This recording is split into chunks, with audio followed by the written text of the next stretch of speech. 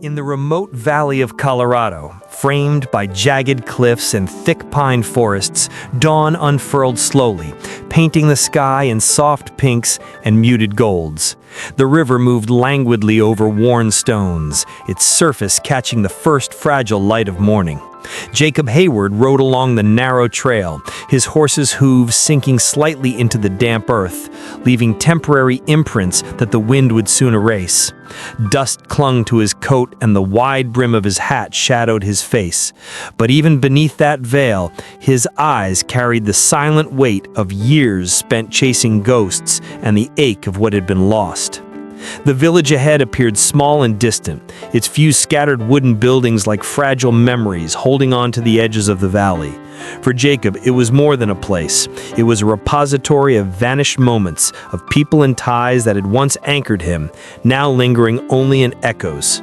On a nearby rise, Marilyn Stanton watched the river, her gaze sharp yet distant, absorbing the play of light on the rippling water. The breeze rustled the pine needles above her, carrying the faint scent of damp earth and the subtle whisper of unseen life. Within her, unease and anticipation twisted together. She sensed the approach of someone whose presence could not be avoided, someone whose return might stir both hope and pain. The valley seemed to pulse with expectation, as if the stones and soil themselves remembered every step ever taken along the riverbank. Birds called intermittently from the shadowed depths of the mountains, and the wind threaded between the trunks, brushing against branches in a soft, persistent hum. Jacob guided his horse with measured care, each movement deliberate, as if the rhythm of his mount mirrored the steady, inescapable beat of his own memory. The river's reflection glimmered in his mind, a shifting canvas of moments long past, some sharp and bitter, others tender and fleeting. The air felt charged with the weight of the unseen, and every rustle, every distant call of a bird seemed to echo with unspoken stories. Marilyn's eyes never left the water, tracing its curves and eddies, sensing the subtle changes in light and shadow, the invisible threads of history and fate converging in the quiet valley. The wind rose briefly, carrying with it the scent of wet pine and the faint tang of stone warmed by the sun, and the two figures, distant yet bound by invisible currents, moved slowly toward the inevitability that waited along the river's edge. Time itself seemed suspended, stretched by the valley's hush. Each heartbeat, each sigh of the wind, a silent herald of what was yet to come. Jacob rode into the village as the morning sun climbed higher, casting long, thin shadows across the narrow streets. The settlement seemed frozen in time, each building weathered and uneven, their wooden walls cracked and faded by years of wind and sun. Trees swayed with a creaking protest, branches scraping against shingles, as if reminding the houses of every season that had passed. Dust rose lightly from the ground beneath the horses' hooves, mingling with the faint aroma of smoke drifting from a distant chimney. Jacob's gaze traced the familiar contours of the town, every detail stirring memories long buried beneath the surface of his mind. Each step forward felt deliberate, heavy with the weight of anticipation and the quiet trepidation that accompanied returning to a place where ghosts lingered. He saw her then, Marilyn, standing by the old well at the center of the village.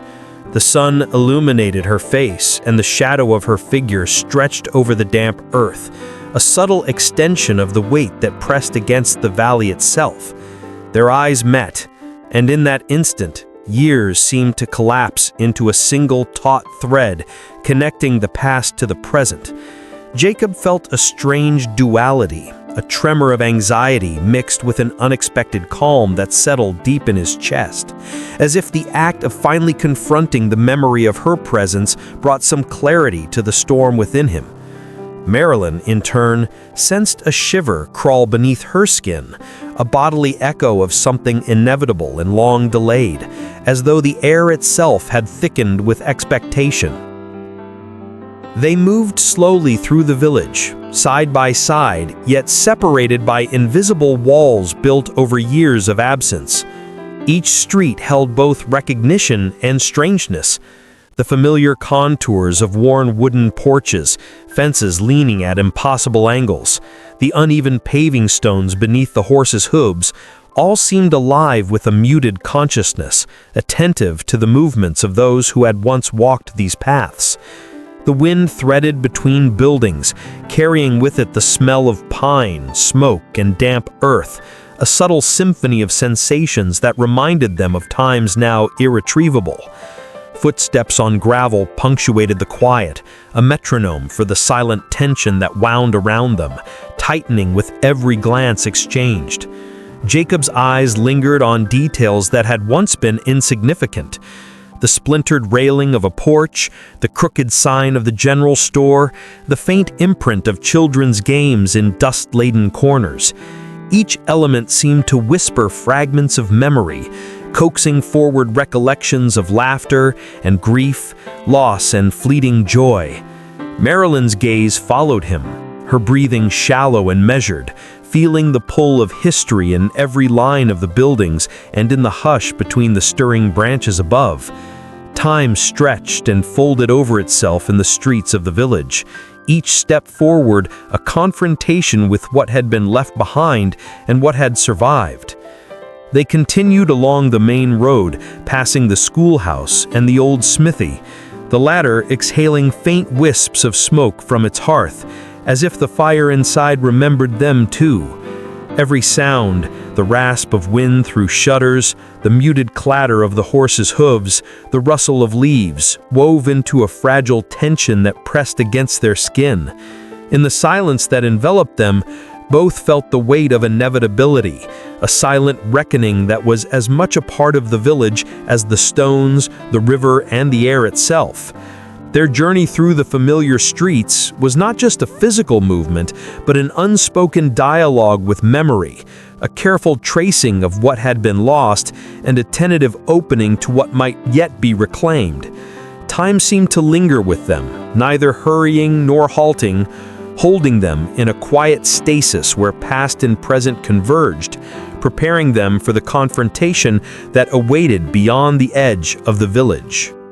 The evening settled over the valley, painting the sky in deep shades of indigo and burnt orange.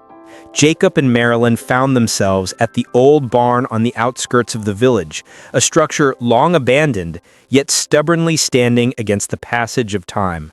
Its weathered wooden walls groaned and creaked under the weight of the wind, and dry leaves skittered across the dirt floor as gusts slipped through cracks and broken panels. Dust swirled in shafts of fading light, catching fleeting glimpses of cobwebs stretched across forgotten corners. Jacob moved cautiously among the remnants of the past, his fingers brushing against rusted tools, rotting crates, and old harnesses that spoke of lives once lived and forgotten. Each object he touched seemed to carry a memory, a silent whisper of those who had passed through the same space decades before.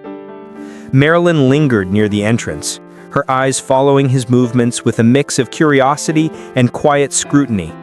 She noticed the careful way he stepped, the way his hands hovered before resting on a surface, the hesitation in his posture that revealed both respect and the weight of caution. She felt a tremor of unease ripple through her, recognizing the reflection of her own guarded heart in his actions. The barn was no longer just a shelter from the evening chill. It had become a mirror, a place where the shadows of the past seemed to press closer, tangible and insistent. Every creak of a wooden beam, every whisper of wind through the gaps in the siding, seemed amplified in the hushed space, echoing the inner stirrings of memory and regret. Jacob paused near a pile of discarded tools, running his fingers over the surfaces worn smooth by time. He could almost see the hands that had once wielded them, feel the rhythm of labor that had filled the barn with purpose long gone. His mind wandered to moments of failure, to choices that had driven a wedge between him and those he loved, to missteps that could never be undone. Marilyn watched the subtle tightening of his jaw, the slight clenching of his fists, understanding without words the conversation he was having with himself. The air in the barn seemed thick with anticipation. each breath drawn heavy with the weight of remembrance. As darkness deepened, the barn transformed. Shadows lengthened and shifted across the walls, forming shapes that seemed almost human, moving with the whispering wind. Each sound, the scratch of a rat in the corner, the sigh of a loose shutter, the distant call of a night bird, took on a weight far greater than its origin. The silence between these moments was equally profound, filled with the pressure of things unspoken and memories carefully tucked away, waiting for acknowledgement. Jacob and Marilyn became acutely aware of the thin boundary between the physical structure and the invisible presence of their own pasts, the way the barn seemed to contain both their personal histories and the echoes of the village itself. They explored in tandem, yet apart, touching different surfaces, noticing details the other overlooked, each step reverberating through the empty space. Jacob found an old harness caked with dust and cobwebs, its leather cracked and fragile. He held it, and a memory flared, a long-past moment of hope, of promise, of a time when decisions had seemed easier and the world less unforgiving. Marilyn's gaze drifted to the far corner, where the remains of a crate bore the faded initials of a name long forgotten. She felt a sharp pang, the recognition of loss and endurance entwined, a reminder that the past, though hidden, never truly left. Every creaking floorboard, every flutter of leaves, every shift of shadow seemed to echo their unspoken understanding. The history they carried was not simply to be remembered, but confronted, its presence undeniable. The night thickened, stars glimmering faintly through gaps in the roof. Jacob and Marilyn paused in the center of the barn, the silence around them suffused with tension and reflection. It was as though time itself had slowed, pressing them into the moment where past and present collided. Each heartbeat, each inhalation, became magnified, resonating through the empty building and into their own awareness. They were not merely standing among remnants of wood and metal, but within a landscape of memory, where every object, every shadow, every whisper of wind was intertwined with their own fears, regrets, and the unresolved threads of their history. In the barn, the boundaries between what was gone and what remained blurred, and the weight of the past pressed close, demanding attention, reflection, and perhaps the first tentative steps towards reckoning. The first hints of twilight brought a storm rolling over the mountains, dark clouds gathering into a dense, brooding mass that blotted out the last streaks of sunlight. The wind rose with sudden force, bending the tall pines and rattling loose branches against one another. Rain began to fall, light at first, then heavier, drumming on the earth with insistent rhythm. Jacob and Marilyn sought refuge in an old cabin perched on the edge of a ridge, a place that had not known warmth or occupancy for years. Its wooden walls groaned under the assault of the wind.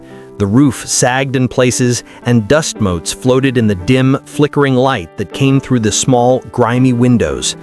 Inside, the air was thick with the scent of damp wood and forgotten memories. The cabin seemed suspended in time, a silent witness to the lives that had come and gone, and now to the tension that pressed against its fragile walls. Jacob moved with a deliberate caution, checking the structure, ensuring it would hold against the storm.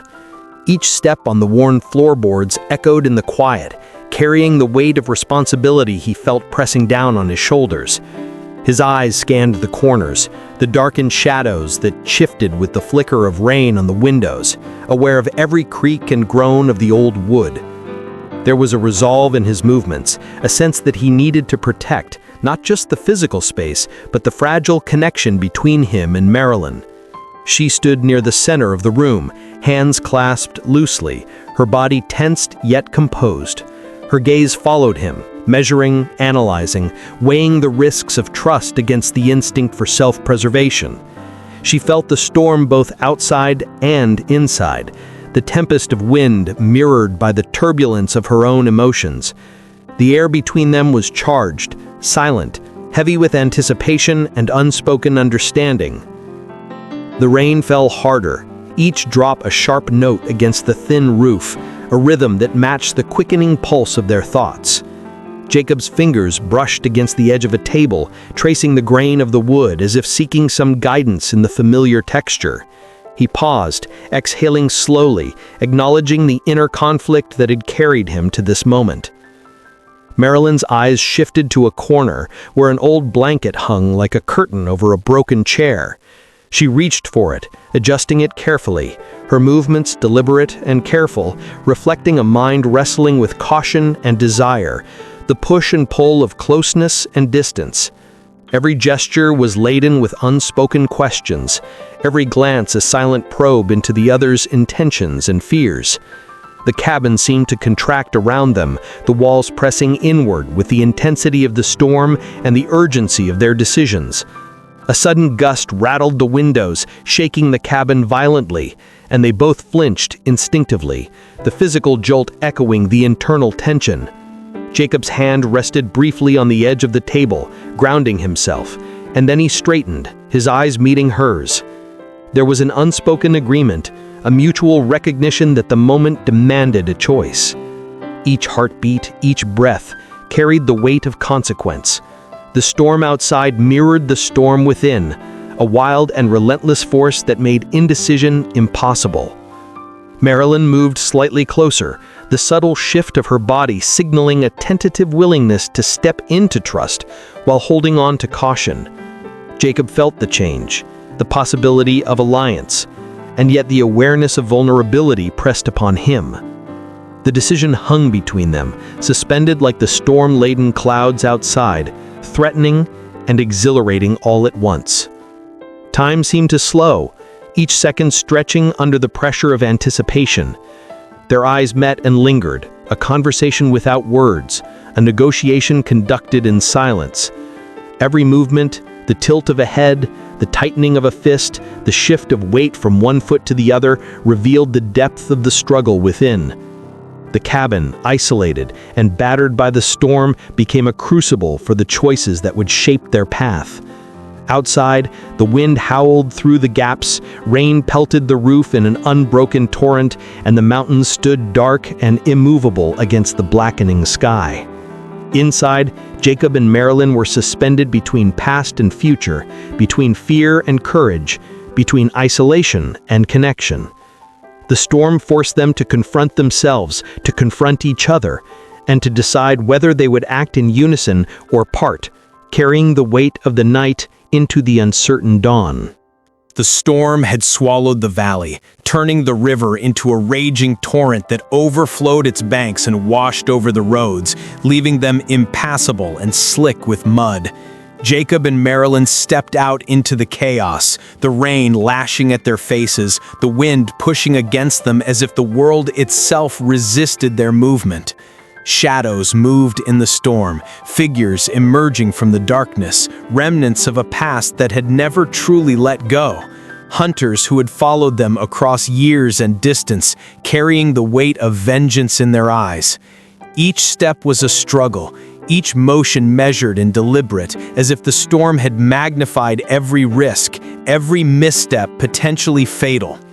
Lightning flashed across the sky, casting jagged, brief illuminations on the landscape. In those flashes, Jacob and Marilyn could see their pursuers, the glint of weapons, the tension etched into every posture. They moved with silent coordination, a dance of instinct and experience, each decision instantaneous yet loaded with consequence.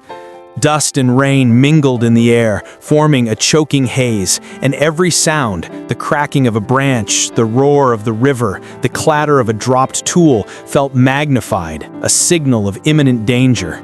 Jacob's muscles tensed, his body coiled for action, his mind racing through possibilities, remembering every lesson and failure from the past. Marilyn mirrored him, her senses acute, every movement precise, her eyes never leaving the shadows where threats lingered. The confrontation escalated, brief flashes of violence erupting with the lightning. Hands gripped weapons, bodies collided, and for a moment time seemed to fracture, each instant stretched into eternity by fear and adrenaline. The fight was not just of strength, but of will, a test of endurance, patience, and the unspoken bond that had grown between them. The storm raged around them, a mirror of the chaos within, and every movement carried the dual weight of survival and the reckoning of past choices.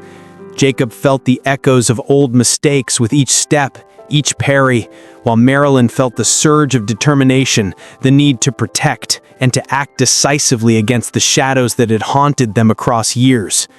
Lightning illuminated the aftermath in sharp, fleeting bursts, revealing mud-streaked faces, torn clothing, and the lingering presence of fear that had finally been confronted and dispersed. The valley, battered by nature and human strife, seemed to breathe around them, a witness to the ordeal. In the quiet, their own reflections emerged, separate from the storm, yet entwined with it. Every heartbeat, every shiver from the cold and adrenaline carried the weight of realization that the confrontation had not ended their journey, but had transformed it. The danger that had stalked them was behind them, yet the inner landscapes of guilt, courage, and longing remained, vast and uncharted. They surveyed the valley, the river still swollen, the road scarred, and understood that the true test was not merely surviving the night, but confronting the truths that had followed them across years. Standing side by side, drenched and resolute, they felt the storm receding in the world outside and in themselves, leaving a raw, fragile space in which the next steps of their journey would have to be taken with both care and courage. The morning arrived with a quiet clarity, the mist lifting slowly from the valley as the sun spread a gentle light across the landscape. Jacob and Marilyn walked along the riverbank, their boots pressing into the softened earth, leaving fleeting impressions that the next tide or wind would erase. The water flowed smoothly beside them, reflecting the pale blue of the sky and the occasional wisp of cloud, a mirror to the calm that had begun to settle within them. The tension that had clung to their bodies during the storm now seemed to dissolve with each step, leaving space for thought and for a rare, unspoken understanding. Every movement, every glance carried weight, as if the river itself were guiding them toward a future that had once seemed impossible. Their eyes met without words, and in that silent exchange, more was communicated than any conversation could hold.